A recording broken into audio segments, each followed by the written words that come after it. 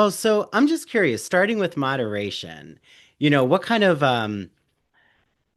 launched that idea in your mind to like really target and focus on having your protagonist be a content moderator for social media?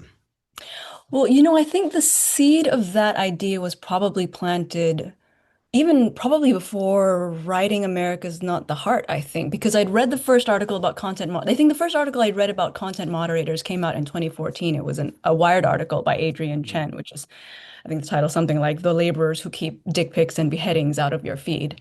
And mm, in that article, most of the moderators he was talking about were Filipino or either within the States or abroad or overseas in the Philippines itself. And I remember when I read that, it sort of clicked something in me because I think one of my cousins, who I'm not particularly close to, may have been a moderator because oh, wow. she sort of at the time was like, she worked for Facebook. It was either Facebook or Google, but sort of not really, and then kind of Mm, withdrew from everyone for 2 months and then quit. And so I think looking back, I think she might have been doing moderating. So it was sort of at that time when I was reading about it, it was easy to kind of make the links between that type of labor, racialized labor, mm, and the links between other forms of racialized colonial labor that are very present in my family, the nurses in my family, the security guards in my family, the kinds of labor that comes about because of the history of American colonialism in the Philippines. So I think it was. I knew that I wanted to write something a little bit sci-fi. I'm a Star Trek, Terminator 2 person. mm. And then I wrote America's Not the Heart, which is sort of a kind of epic immigrant family novel. So I knew after that I wanted to write a shorter book and a sharper book and a book that was playing with genre a bit more. And funnily enough, I think it was actually writing How to Read Now that kind of started shaping how this book would happen. Because towards the beginning of How to Read Now, I write a little bit about that Jane Austen museum Mm, that came under some sort of fervor because it sort of dared to say explicitly, link explicitly Austen's family's links to the slave trade and that her, mm, father was a trustee of a sugar plantation, I think, in Antigua. And, there was a lot of, admittedly, sort of fervor in England about that. And I remember when I was writing it, I was thinking about, well, if I were to write, say, a Regency romance, mhm, and one that would put front and center the conditions of labor that make that world possible in the way that the conditions of labor in Austin's world are some conditions of labor are foregrounded, the way she sort of nimbly thinks about the subtleties of class within that particular strata. But all of the kind of colonial and overseas labor that makes any of these estates mm, possible, that is less described. So I think I was thinking about if I were to write that type of Regency romance for the era that I'm living in, how would I do that? And it just started being a kind of fun game for me. And I think that's how moderation came about because I knew that I was going to write about some pretty gnarly stuff, but at mm, the same time, I don't. The research that I did going into moderation was so harrowing, obviously, because to think about the work of content moderators, who I think I've been calling the frontline workers of the internet. I mean, they're people who are combing through day in, day out, mm, sort of just the worst of humanity as presented on the internet, so that we don't see it in our Facebook and Instagram feeds. Uh, Having gone through all of that research, I also knew that I didn't want to reduce that character, to the worst part of her life. So why shouldn't a content moderator also be Elizabeth Bennet? I think that was the way I was thinking about how to, who do we consider, the politics of who we consider worthy of love in our collective imagination. And I think that came out of How to Read Now, thinking about, well, I could write a tech dystopia in which, the main character of moderation, all her job would be to kind of fight the evils of tech and sort of slay the dragons of tech oligarchs.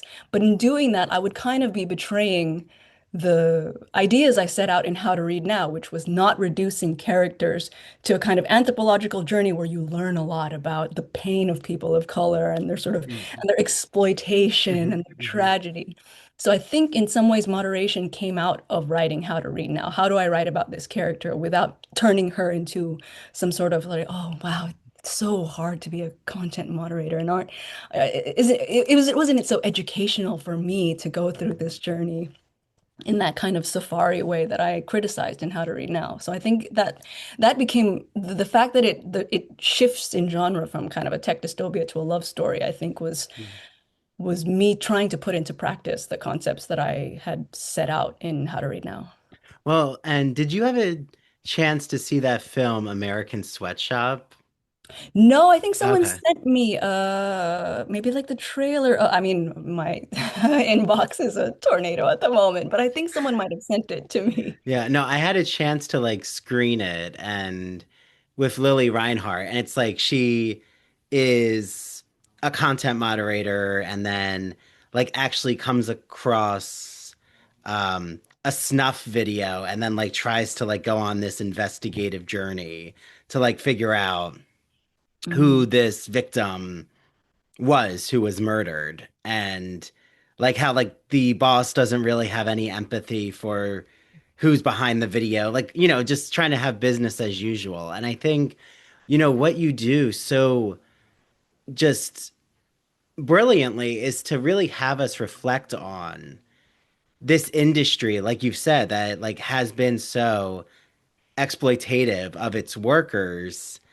and is at the same time so necessary because so many of us are on social media that you don't want to come across videos that are beheadings or videos that are just so dark in their tone, their theme, like the actual um violence, that like I wonder, do you think like as you were writing or maybe now as your novel's out, do you think that a lot of people in society in America are conscious of this work that's being done on social media, like what's happening with content moderation, or it's not even like a thought that people have when they open up their apps?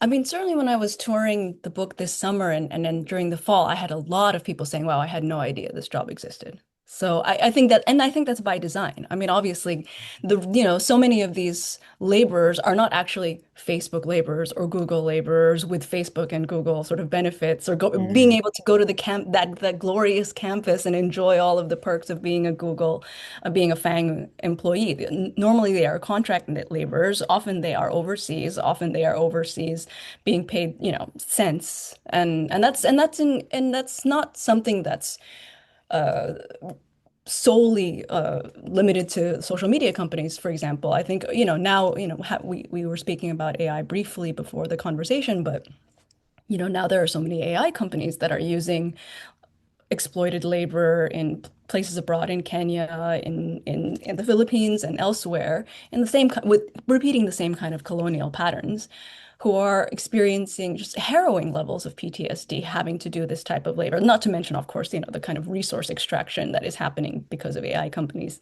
generally. I mean, just environmentally. I think Karen Howe's Empire of AI, that's a nonfiction Yeah, book I I was gonna literally just bring that up to you. So yeah, yeah, that's a brilliant. incredible, I've been incredible. recommending it pretty much all, basically the entire tour, basically since I Mhm. finished it. And I think it's a really great book to think, that thinks about not just, the evolution of that type of labor, but also, how the structure of AI is one that mimics essentially imperial Mhm. structures.